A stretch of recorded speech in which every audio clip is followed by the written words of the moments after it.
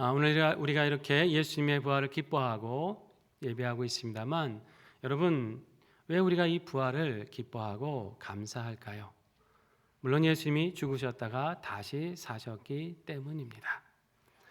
그렇다면 그 사실이 왜 우리에게 기쁜 겁니까? 바로 예수님의 부활을 통해서 주시는 놀라운 비밀이 있기 때문이에요. 성경에 보면 예수님 이전에도 죽었다가 다시 산 사람들의 이야기가 나옵니다. 위대한 선지자였던 엘리야 시대에 사르밧 과부의 아들이 죽은 적이 있었죠.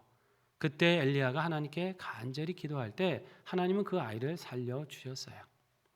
또 그의 제자였던 엘리사 때도 그랬습니다. 수넴 여인의 아들이 죽었을 때도 엘리사의 기도로 하나님이 그를 살려주셨습니다. 예수님도 이 땅에 계셨을 때 사람을 살려주신 적이 있죠. 12살밖에 먹지 않았던 그 회당장 야이로의 딸, 그 어린 소녀를 살려주셨습니다. 나인성 과부의 아들, 그 과부의 아들이 죽은 장례행렬을 지나갈 때 그 길을 멈추시고 그 청년을 다시 살려주셨어요. 그뿐만 아니죠. 이미 무덤에 있어 오래되어서 이미 그 시신이 썩은 것 같은 그 나사로도 다시 무덤에서 불러내어 살려주셨습니다. 자, 그런데 그 사건들이 여러분 참 놀랍기는 하지만 우리에게 기쁨이 되던가요? 그런 것은 아니죠. 그것은 그들의 기쁨입니다. 그런데 예수님의 부활은 예수님만의 기쁨이 아닙니다. 이것은 바로 저와 여러분의 기쁨입니다. 왜 그렇습니까? 예수님이 부활하셔서 우리도 부활하기 때문입니다. 본문 45절에 보면 이런 말씀이 있어요. 같이 읽어봅니다. 기록된 바 첫사람 아담은 생령이 되었다 함과 같이 마지막 아담은 살려주는 영이 되었나니. 아멘. 첫사람은 아담은 흙으로 지음을 받았죠. 그리고 하나님께서 그 코에 생기를 불어 넣으셔서 생령이 되었습니다. 이 생령이라고 하는 말은 헬라어로는 이제 푸시케라고 하는 말을 쓰는데 숨을 쉬는 살아있는 존재다, 이런 뜻이에요. 자, 그런데 이렇게 살아있던 존재가 죄를 지으면서 어떻게 됩니까? 영원한 생명의 근원이신 하나님과 단절되었습니다. 여전히 육신의 코로 숨을 쉬고 있지만 그 영혼은 죽은 거예요. 생명이 끊어졌습니다. 하나님은 바로 예수님을 이 땅에 보내셔서 이 생명을 다시 우리에게 주시기를 원하셨어요. 그래서 그분을 십자가에 죽고 부활하게 하셔서 그 부활의 능력, 생명의 능력을 다시 그를 믿는 모든 자들에게 주시기를 작정하셨습니다.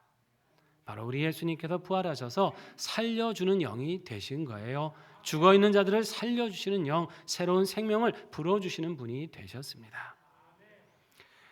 여러분, 하나님이 왜 이렇게 큰 희생을 하셨습니까? 우리가 어떤 희생을 할 때는 그만큼 뭔가를 그에 맞는 대가를 얻기 위해서 희생하는 거 아닙니까? 이런 부모가 자녀를 위해서 희생할 때가 있잖아요. 왜 그렇습니까? 자녀를 사랑하기 때문이죠.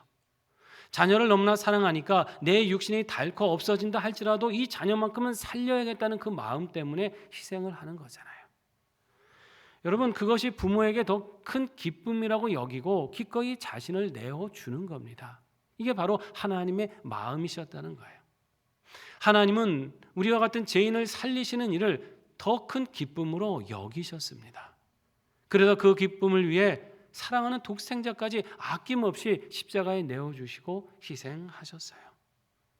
그리고는 그 아들을 이제는 부활시키셔서 그를 믿는 모든 자는 살게 하시고 그를 바라보는 모든 자는 영생을 얻게 하셨습니다.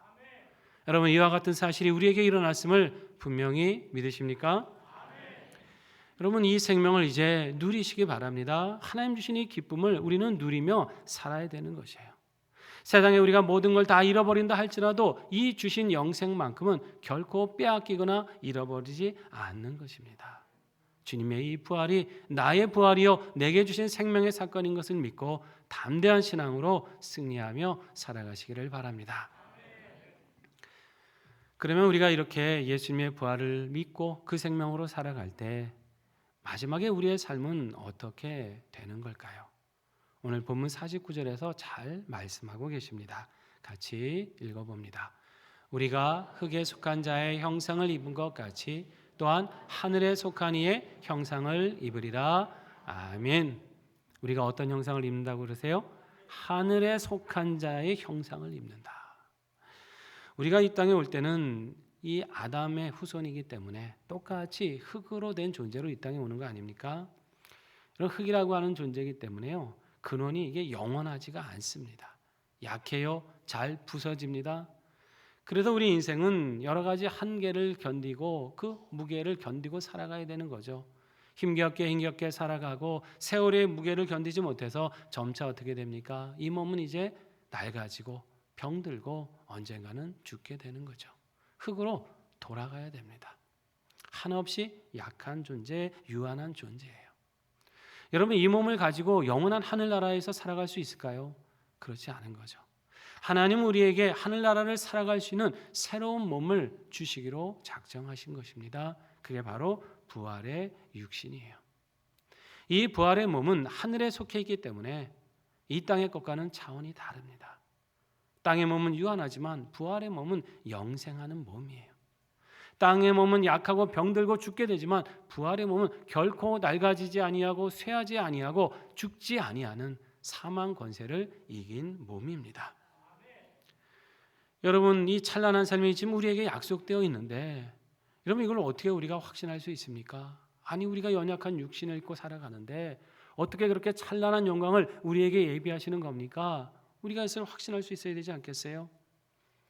그것은 하나님께서 우리를 이렇게 만드시기 위해서 지불하신 대가가 무엇인가, 치르신 비용이 무엇인가를 생각해 보면 믿을 수밖에 없게 됩니다.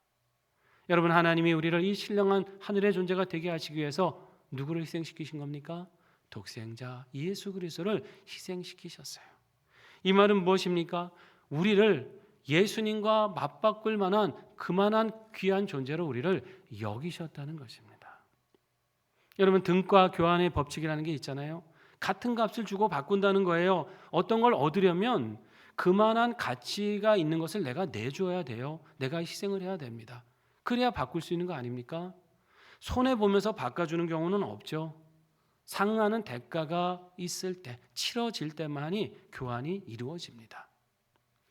지금 예수님께서 우리를 위해서 죽으셨다고 하는 것, 그리고 부활하셨다고 하는 것은 우리를 살리기 위해서 하나님이 예수님을 내어주신 것인데, 다시 말하면 예수님의 생명의 가치와 우리의 생명의 가치를 같은 것으로 보셨다는 것이에요.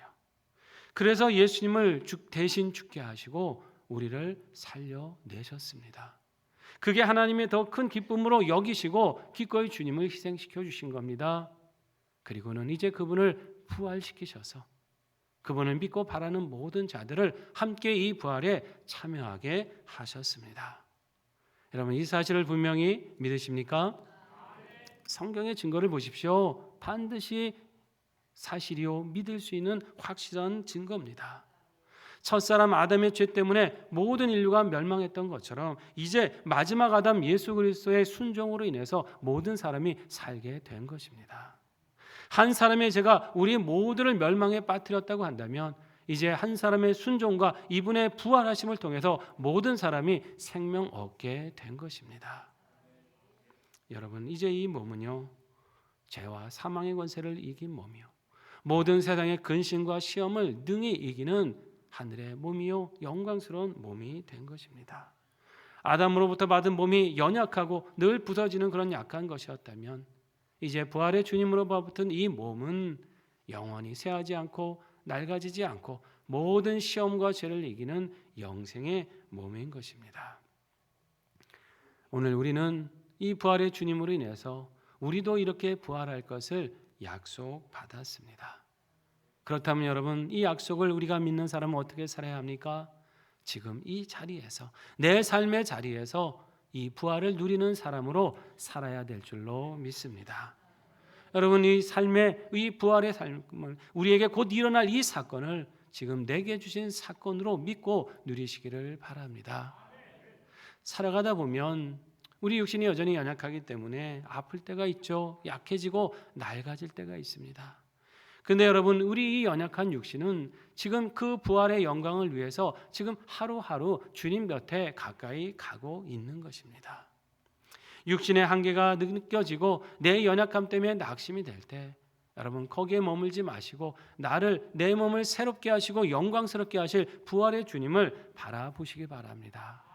그분께 맡기고 기도하세요. 하나님, 내 육신이 여전히 연약합니다. 내 마음이 연약합니다. 내가 아프고 쓰러집니다.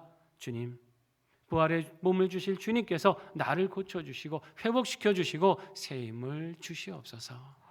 이러한 믿음과 기도로 강건함으로 살아가시기를 축원합니다. 또 우리가 살아가다 보면 죄에 넘어져 한숨 지을 때가 있죠. 여전히 내 모습을 보면서 나는 왜 이렇게 무기력할까? 나는 왜 이것밖에 되지 않을까? 그렇게 낙심짓고 절망할 때가 있습니다.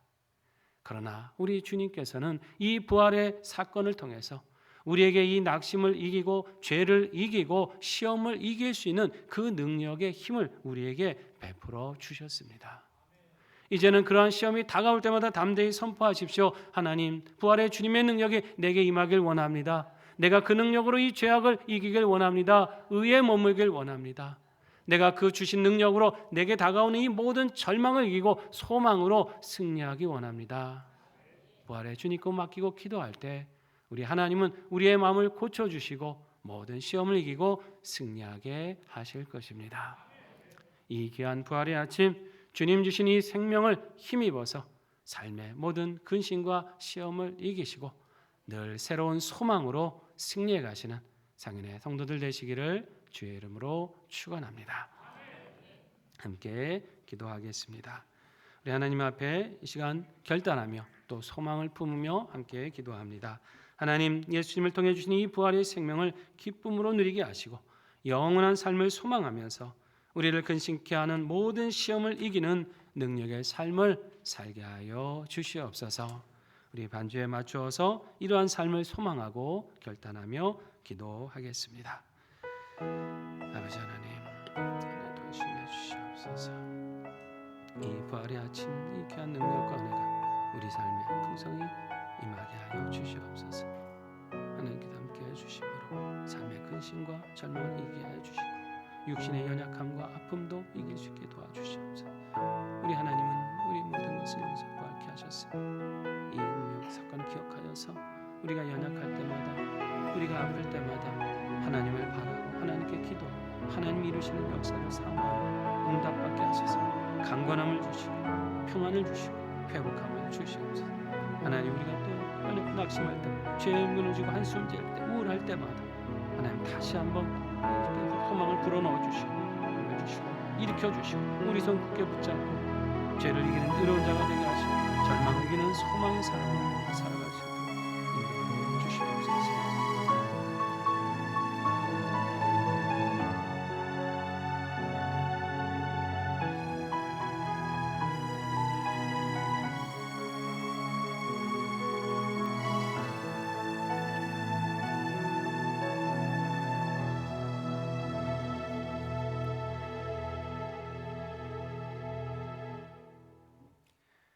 하나님, 부활하신 주님께서 주신 능력과 생명으로 세상 모든 근심과 시험을 이기고 새로운 소망으로 늘 승리하며 살아가는 하늘나라 자녀들 되게 하여 주시옵소서.